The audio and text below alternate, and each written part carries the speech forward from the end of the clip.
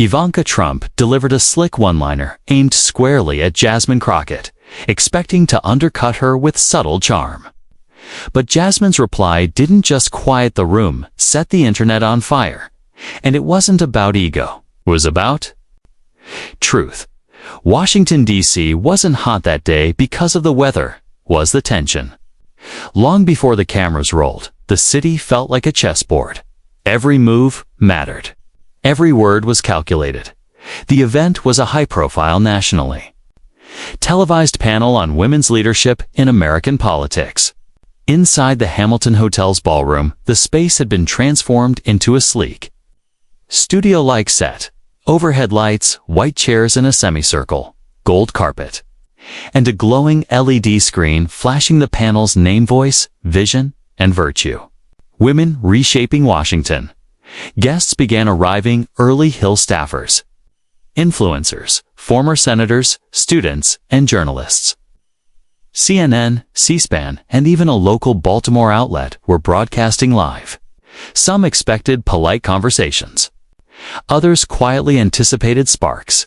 Ivanka arrived 6 minutes before showtime. Perfect posture, razor-sharp dress, a smile practiced for cameras. She made her rounds, greeting the moderator and fellow panelists, compliments flowing with ease. Jasmine Crockett walked in 5 minutes later. No entourage, no show. Forest green blazer, soft curls, quiet confidence. She carried herself like someone who'd been doubted in every room she ever walked into and never let it stop her. Backstage, they shook hands. Jasmine's grip was steady. Ivanka's was lighter than necessary. They smiled. Neither blinked. 2. The panel began. A warm welcome, polite applause. Jasmine sat third from the left. Ivanka, far right. Initial questions were standard. Breaking barriers, handling criticism, online harassment. Jasmine kept her answers grounded. Stories from her Texas district. Mothers at polling stations. Seniors rationing insulin. Teenage girls afraid to speak up in class. Real people. Real stakes. Ivanka responded with elegant abstractions, legacy, tonal leadership, personal growth. She referenced her father's administration as a defining experience and spoke of unity and grace. Under pressure, some nodded. But the younger women in the crowd began watching Jasmine more closely. Then came the crack. How do you define effective leadership today? The moderator asked, especially in a time of deep partisanship and aggressive discourse. Ivanka adjusted in her seat, gave a polished smile. I think there's been a cultural shift, she said, where some women, especially newer members, confuse volume with value. And I say that with the utmost respect. A quiet murmur moved through the front row. Moderator glanced at Jasmine. Ivanka continued, people tune in more for outbursts than for outcomes. Some have built brands on conflict instead of consensus.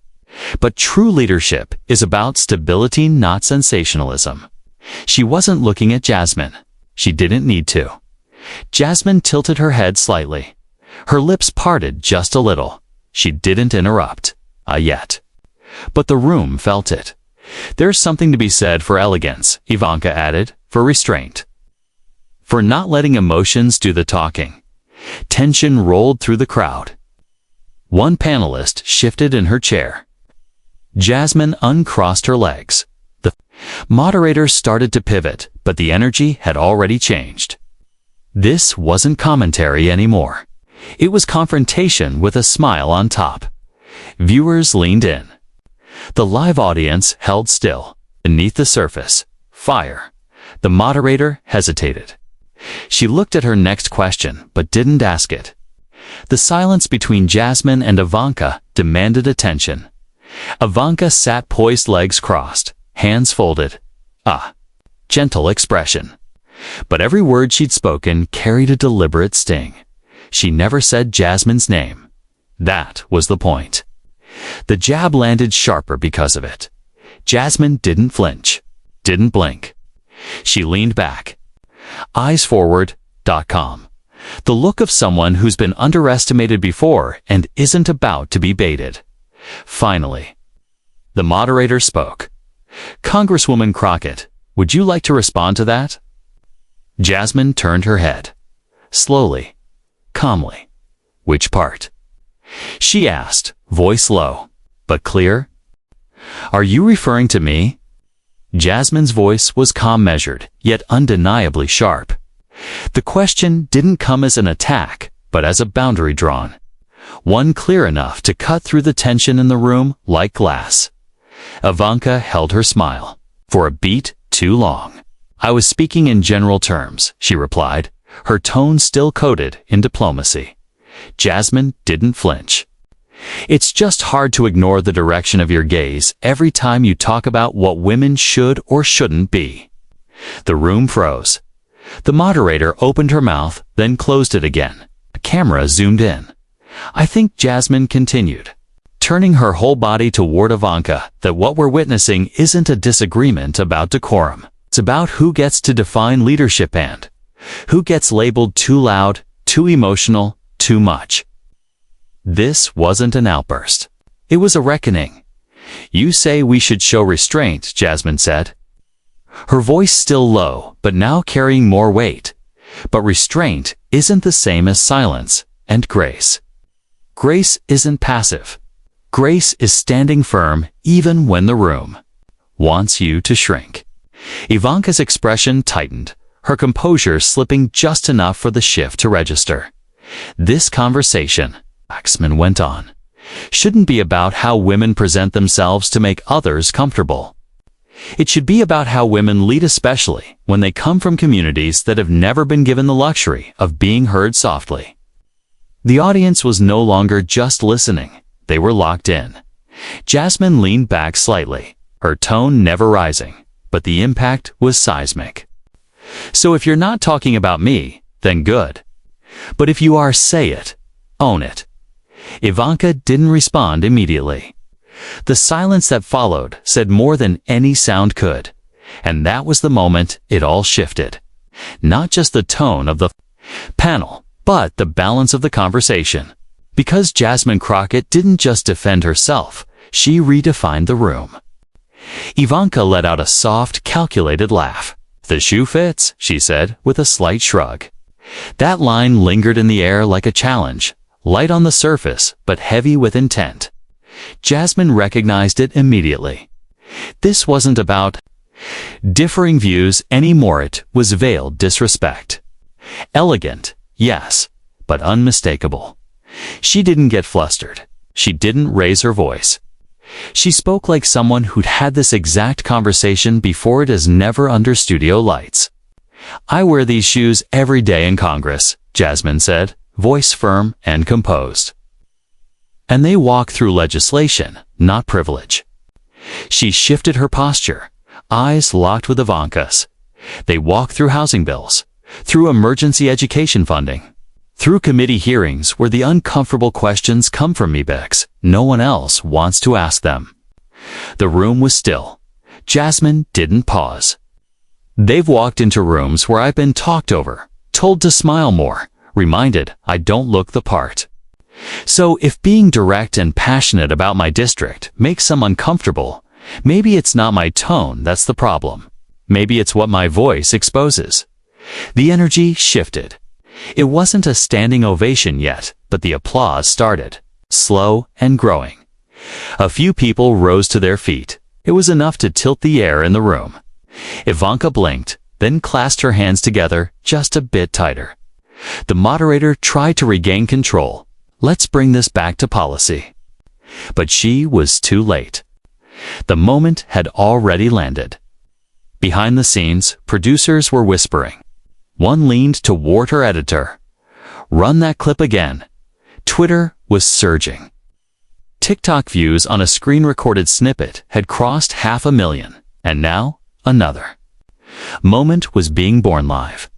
Jasmine leaned back in her chair, not with satisfaction, but with clarity.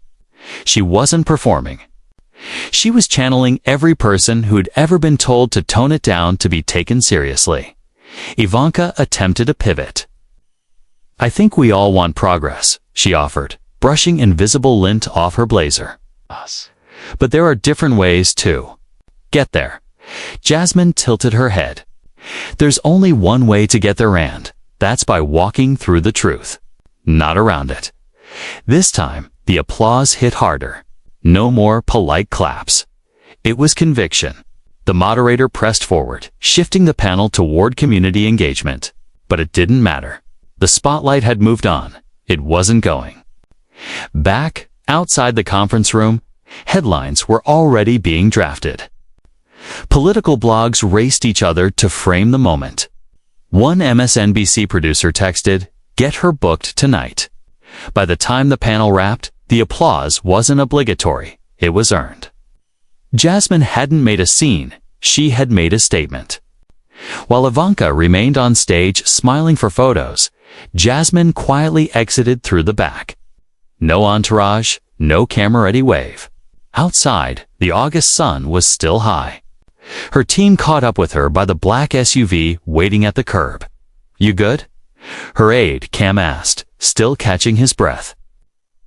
"I'm always good," Jasmine replied, slipping on her sunglasses. No smiles, just purpose. Phones were already buzzing. Screens lit up. Rep Crockett trending. "Did y'all plan that?" she ate. Inside the car, Jasmine leaned back. She had known the moment would go viral. But not like this. Not this fast. She looked out the window as they pulled away. "People forget," she murmured. "Decorum was designed to protect power." Cam didn't reply. He was already swiping through the early clips. One video had hit 2 million views. Another matched her quote-tie walk through legislation, not privilege over footage of her at a Dallas protest. One tweet compared her fiery committee hearings with a magazine. Photo of Ivanka on a yacht in Capri. The contrast said everything. By prime time, MSNBC was already running the moment on loop.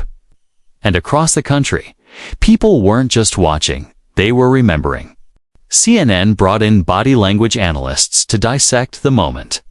Conservative hosts called her hostile, disrespectful, and rude. One anchor claimed Jasmine was the kind of leader people were afraid to criticize because of identity politics. That didn't bother her. She'd heard worse. What caught her off guard was the support from people outside her political circle. Former staffers, independent journalists, even a retired Republican judge from El Paso who tweeted, "I don't agree with her politics, but that was real leadership." The moment that stopped her cold, though, came in the form of a voicemail. The voice was unfamiliar, older, a little shaky. "Congresswoman Crockett, my name is Olivia Fields. I'm 84. I've watched a lot of men talk down to women like you. What you did today reminded me of Shirley Chisholm. I just wanted to say thank you for not letting that girl shame you." Jasmine sat still in the back seat, holding the phone to her ear long after the message ended. By morning, she was a headline: Crockett versus Trump. A viral moment redefines political power. She said what needed to be said. If the shoe fits a clash between legacy and grit, Ivanka released a statement through her team. It was polished, vague, and deliberately avoided mentioning Jasmine by name. Leadership comes in many forms. I stand by my belief that composure and character matter, especially when the cameras are rolling. Jasmine didn't respond. Publicly, she didn't have to. The footage was speaking louder than anything she could post. That afternoon, as she prepared for a committee hearing, a staffer popped into her office. "You've got 2 interview requests from MSNBC, one from CBS. The View wants you to." Jasmine didn't look up from her notes. "Tell them I'll think about it after I finish this education bill." The staffer hesitated. "You sure?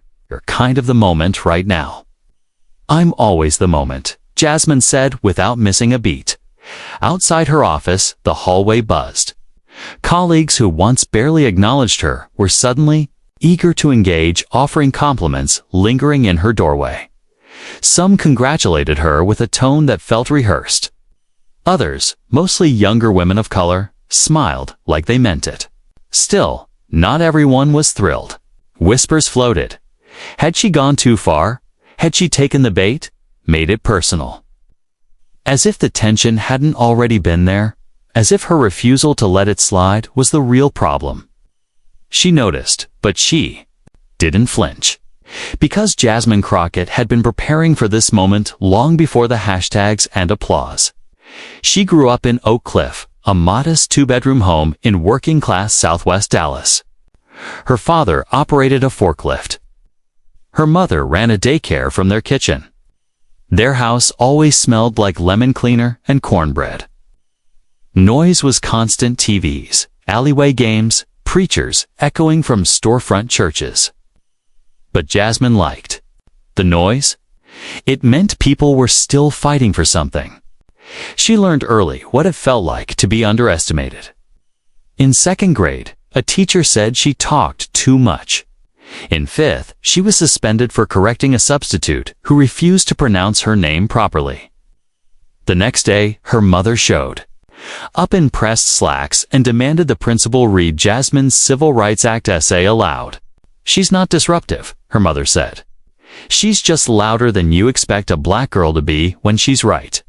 In law school, Jasmine sharpened that voice.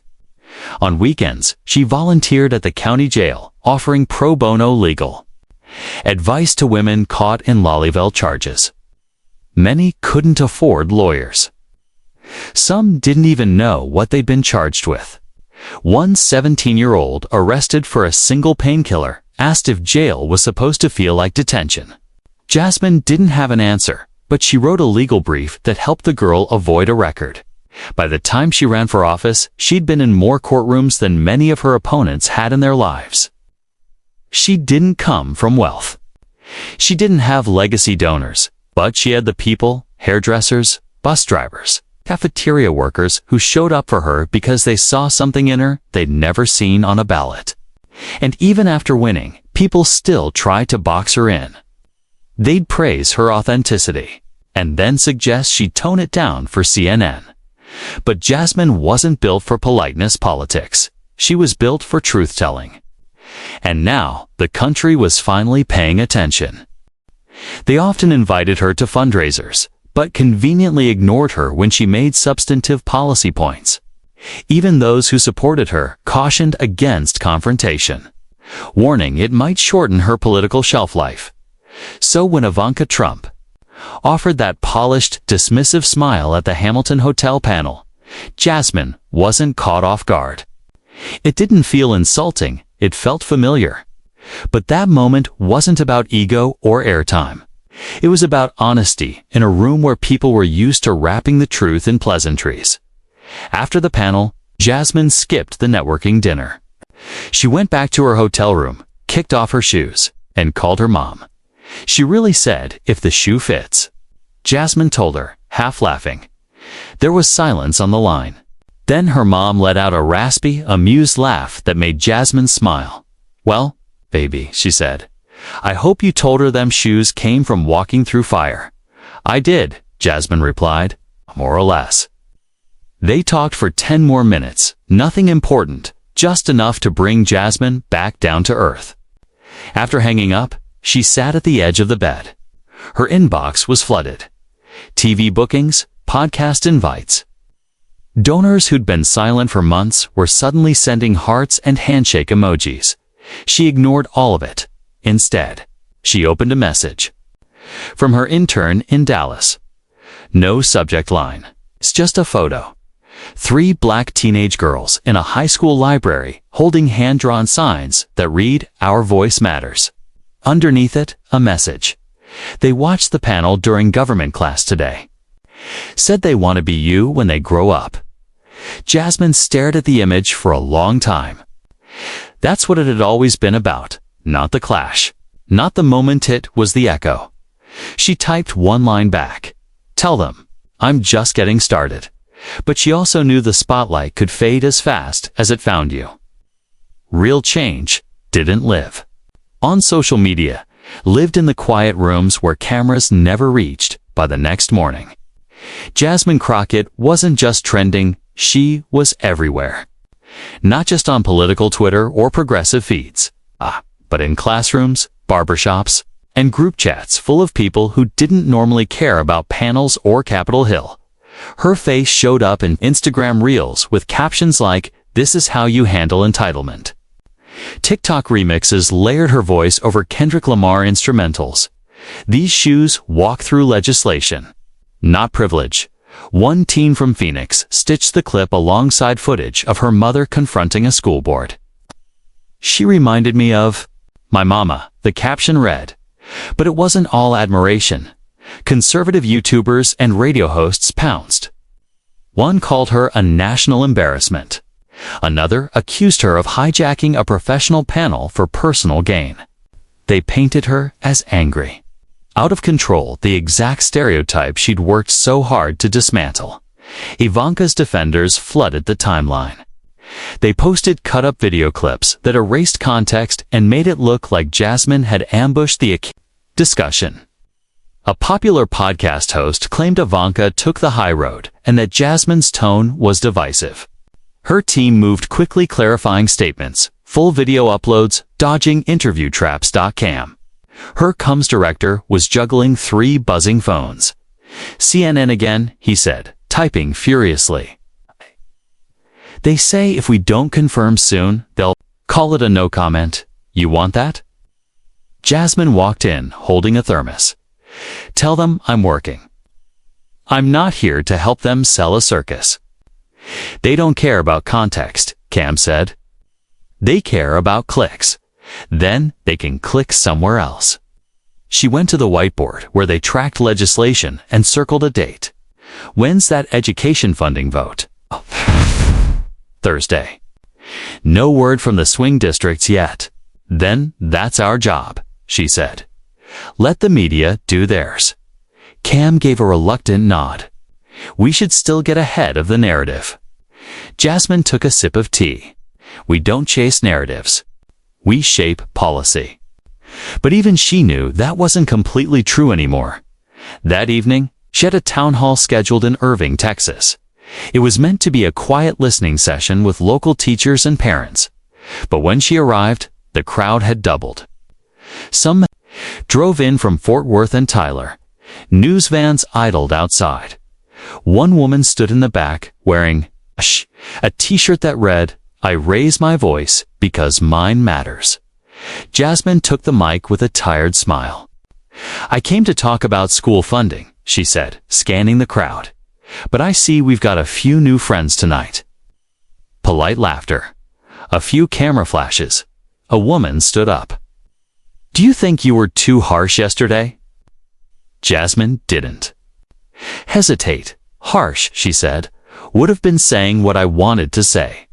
I said what needed to be said, and I said it in a way my grandmother could be proud of." The applause came not thunderous, but steady, honest. Another woman stood. "My daughter asked me this morning why that other woman kept talking about being polite. Some people think if they say something with a smile, it doesn't count as disrespect." Jasmine nodded. That line landed hard. The room absorbed it in silence before the questions resumed. Some curious, others skeptical. Jasmine answered every one with steady clarity, the same energy she brought to that panel. After the event, a line formed of people wanting photos and handshakes. At the very end stood an older black man.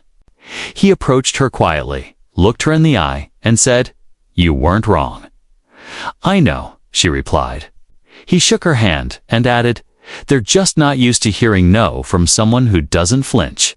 She watched him walk into the warm Texas night. Later in her apartment, Jasmine scrolled through Instagram. Edits memes Evan, a cartoon of her stomping a stiletto labeled privilege. Cam had texted 7.2 million views and hashtag Crockett clapback still trending. She sighed.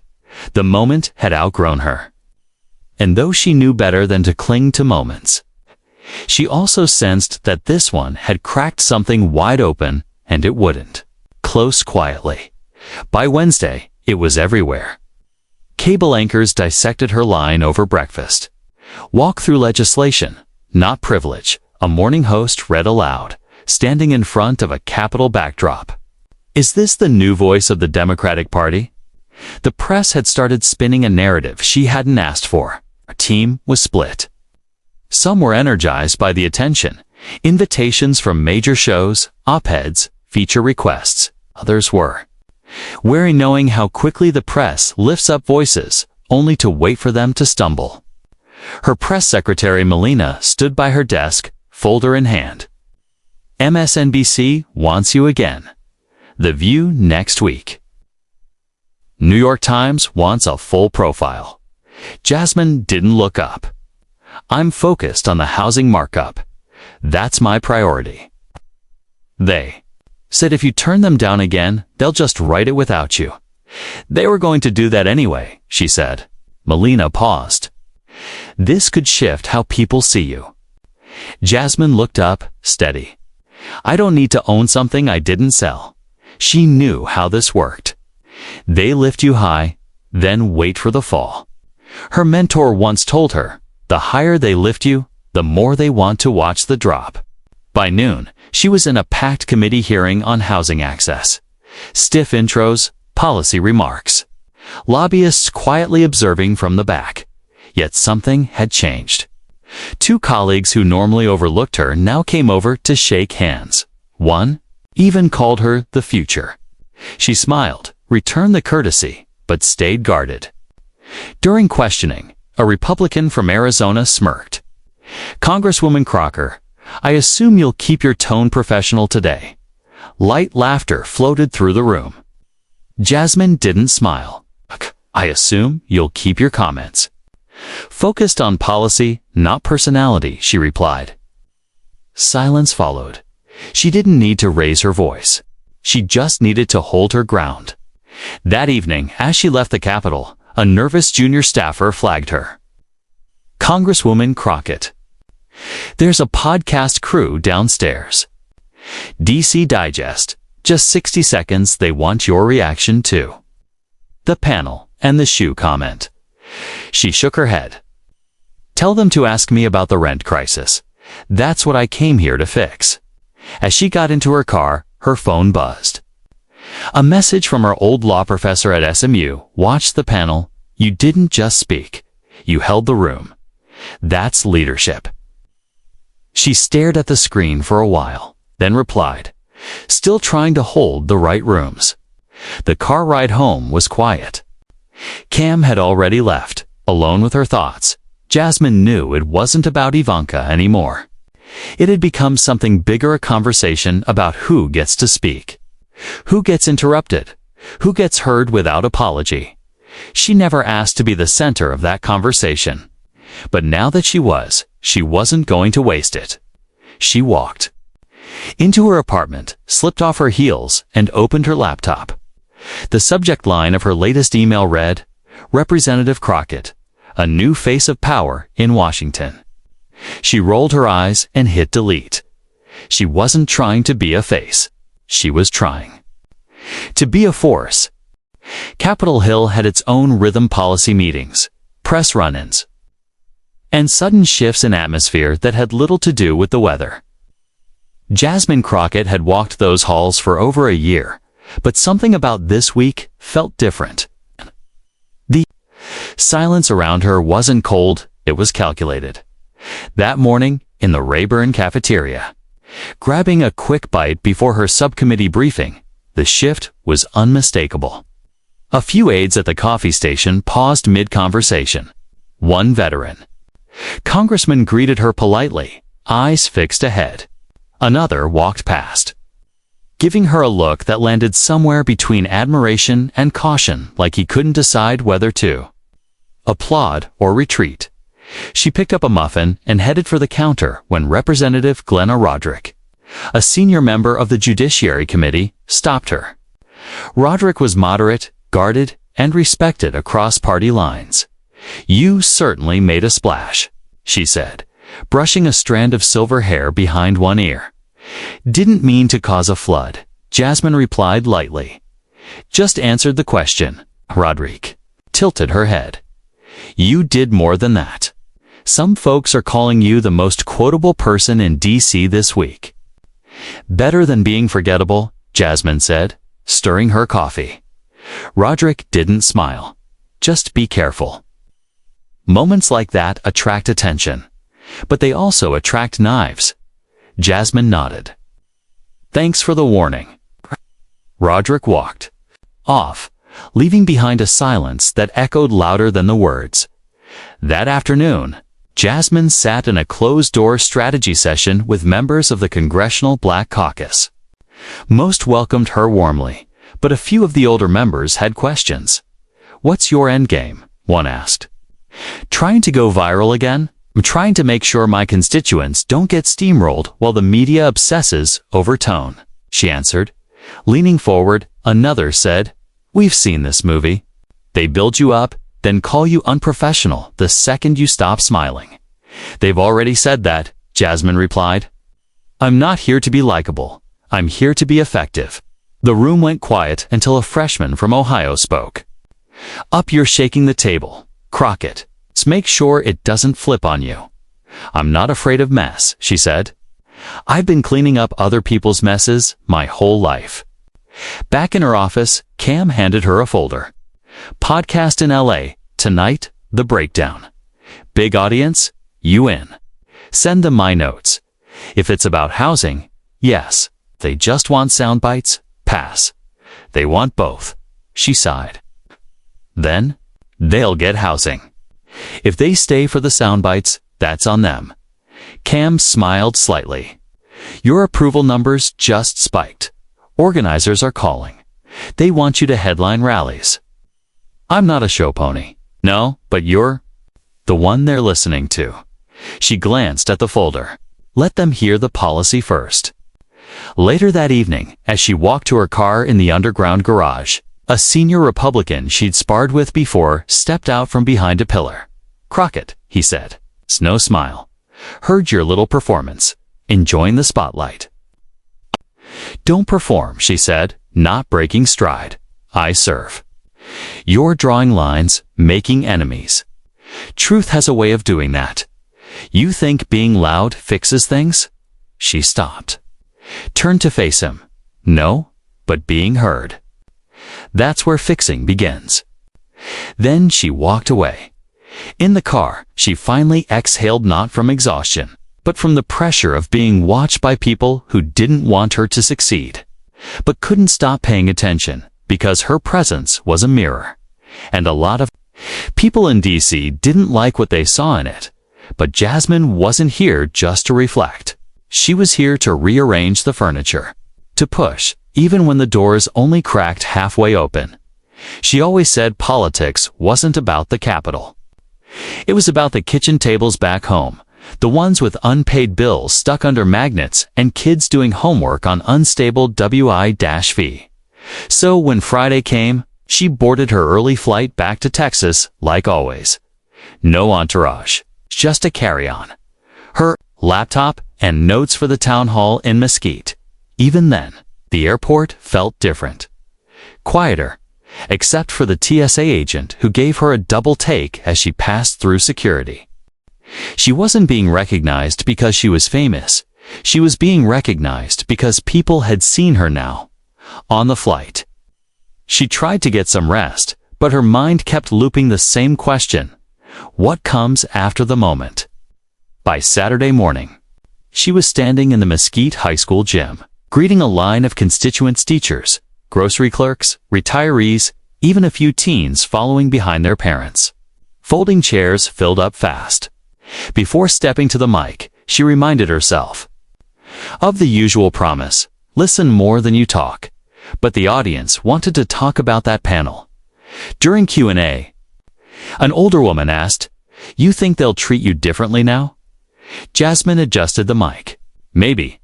But if they do, I'll still be me. I don't change based on who's watching, I change based on who's hurting." A young teacher stood and said, "I saw the clip. My students did too. For once, they saw someone like them. Not apologizing for having a backbone. It hit Jasmine harder than she expected. She stepped back slightly from the podium and just nodded after the session as she was preparing to leave. A girl maybe 12 or 13 approached with her mom. She clutched a composition notebook to her chest like it was something sacred. Double quotes, "Hi." "Congresswoman Crockett," the girl said, almost whispering. "Hi, sweetheart. What's your name?" "Jordan." "It's good to meet you." "Saw you on TV," she said, barely making eye contact. "I wrote about it in my journal.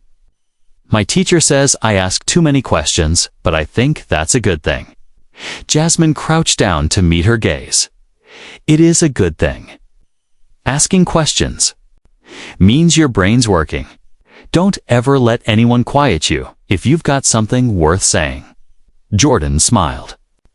Her mother mouthed thank you behind her. Back in the car, Jasmine paused before driving off. Her notes were full of policy numbers, bills, timelines, but Jordan's face lingered. That's who it was all for. Later that night, she joined a small round table in Oak Cliff, 8 women seated in a church rec room, talking about rent hikes, food stamps, and after-school programs getting cut. No media, no spin, just real people. One woman, Alicia, said, "We don't care about the drama.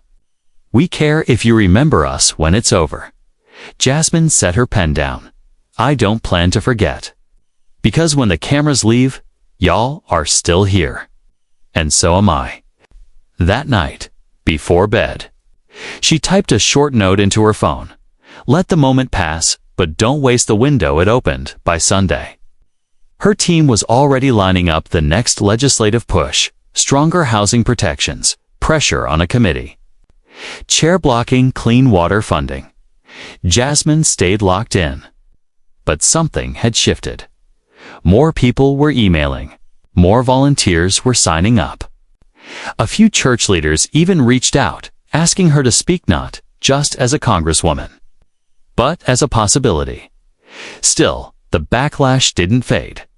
The angry tweets, the nasty voicemails, letters accusing her of being a disgrace to the chamber. She expected those. She read a few, ignored most, but the ones that stung came from people who claimed to support her and asked her to tone it down next time. She read one twice before deleting it. That voice wasn't from just one person. It belonged to a system, and that system had never given her permission to speak, so she wasn't going to ask for it now. Monday in Washington felt different. Not louder, not quieter, just changed. People still moved with purpose. Committees still met. Lobbyists still hovered like hawks. But Jasmine Crockett wasn't just a name on a roster anymore. She was a conversation. Some spoke with admiration, others with irritation, but nobody ignored her. Back in her office, Cam dropped a printout on her desk. "Want you to write an op-ed? New York Times, The Atlantic, even the Post." She skimmed the draft. The headline read, "Reflections on the Panel." She grabbed a pen, scratched it out, and wrote her own title. "Power doesn't come from pedigree, comes from purpose." Cam read it and nodded. "That's stronger. That's real." She replied, then spent the next hour rewriting the entire piece, not to relive the panel, not to rehash the headlines, but to say something deeper. She wrote about growing up in a house where the lights were sometimes off, but the books always stayed open. About how her voice had once been the only protection she had donned, how, even now in politics, it still was. She wrote about what it means to be a woman, especially a black woman, constantly told to be small, to be soft, to be grateful, just for being allowed in the room. But power, she said, isn't something you're given. It's something you carry when you walk into a room knowing exactly who you are and why you're there. She ended not with a clapback to her critics, but with a challenge to everyone still watching from the sidelines. Let the next generation of leaders know silence doesn't keep you safe. Speaking up does, especially now. Then she hit send. By morning, the article had gone live. And within hours, it spread well beyond politics. Teachers printed it for their students. Community organizers shared it in their newsletters. College professors added it to their SYLLABI in Dallas. A high school civics teacher played the panel clip, then read aloud Jasmine's words. Afterward, she asked her class, "What does leadership look like to you?" One student raised her hand. "It looks like not shrinking just because the room gets uncomfortable." Meanwhile, in D.C., Jasmine's day continued, like always briefings. Strategy calls, policy revisions. But the people around her, they weren't the same. In the hallway, a senior staffer from another office stopped her. "You've got people thinking bigger," he said. "That's a gift," she answered calmly. "It's not a gift, it's a responsibility." He smiled. "Still, keep doing what you're doing." Later that week, she walked back into her committee chair's office with a revised version of a long-stalled education funding proposal. He scanned the edits and raised an eyebrow.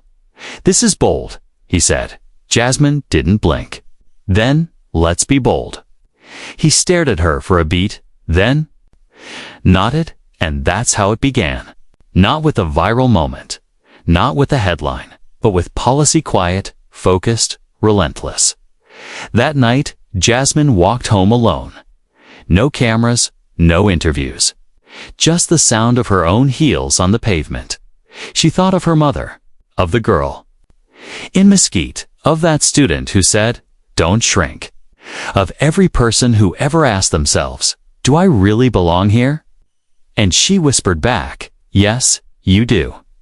Because moments pass, headlines fade. But what you stand for that lingers. She wasn't trying to be a symbol. She was trying to serve, honestly, bravely, without pretending, without playing nice when silence was expected. Because dignity isn't silence, and courage isn't performance. It's consistency. It's showing up every single day, even when they're watching, especially when they're not.